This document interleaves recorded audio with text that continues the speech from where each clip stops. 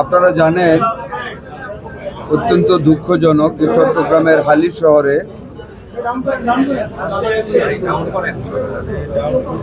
সম্ভবত বা যতটুকু জেনেছি গ্যাস লিকেজ থেকে একটি অগ্নিকাণ্ড ঘটেছে, যেটাতে আমাদের দেশের অত্যন্ত ওইখানে হালি শহরের অধিবাসী 9 জন একই পরিবারের, এর মধ্যে একজন প্রবাসী দেশে বেড়াতে এসেছিলেন। 9 জন অগ্নিদগ্ধ।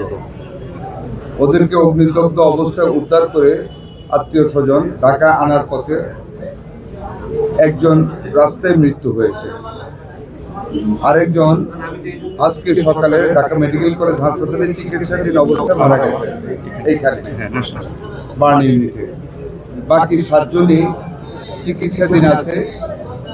আমাদের হসপিটালের সম্পর্ক যতগুলি চিকিৎসা দেওয়ার মতো ব্যবস্থা আছে সর্বোত্তমভাবে তাদেরকে চিকিৎসা দেওয়া হচ্ছে।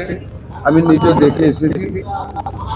100% বার্নই বেশিরভাগ না, 100% মানে 3 জন ছিল, একজন তো মারা গেছে, আর একজন মারা গেছে।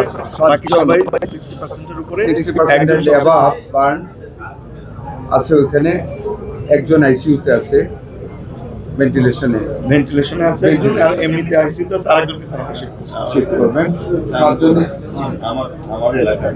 হ্যাঁ, আমাদের এলাকার যথাসাধ্য আমরা চেষ্টা করতেছি। আমাদের হসপিটাল কর্তৃপক্ষ চেষ্টা করতেছেন। আমাদের মাননীয় দুর্যোগ মন্ত্রী এখানে আছেন, আমাদের ওই এলাকার মাননীয় সংসদ সদস্য উপস্থিত আছেন।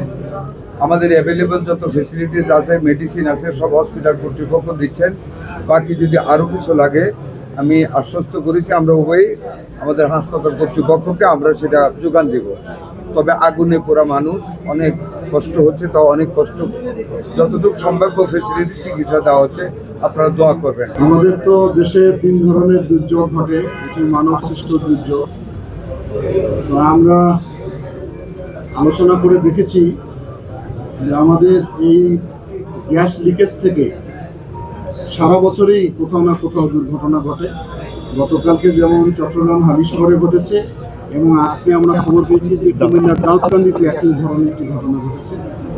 আমরা এটা নিয়ে কাজ করতে চাই শিল্প মন্ত্রণালয়, স্বাস্থ্য মন্ত্রণালয়, আমরা দুর্যোগ ব্যবস্থাপনা মন্ত্রণালয় থেকে, যাতে করে এই যে গ্যাস লিকেজ থেকে এবং গ্যাসের যে সিলিন্ডারগুলো ব্যবহার করা হয়, মেয়াদোত্তীর্ণ সিলিন্ডারগুলো ব্যবহার করা হয়, এগুলোতে কীভাবে একটা নিয়মের মধ্যে নিয়ে আসা যায় সেগুলো নিয়ে আমরা অল্প সময়ের ভিতরে 3 মন্ত্রণালয় বসে কাজ করব, যাতে করে ভবিষ্যতে এই ধরনের দুর্ঘটনা থেকে কম ক্ষতি হয় সেই ব্যবস্থাটা করার চেষ্টা করা হবে।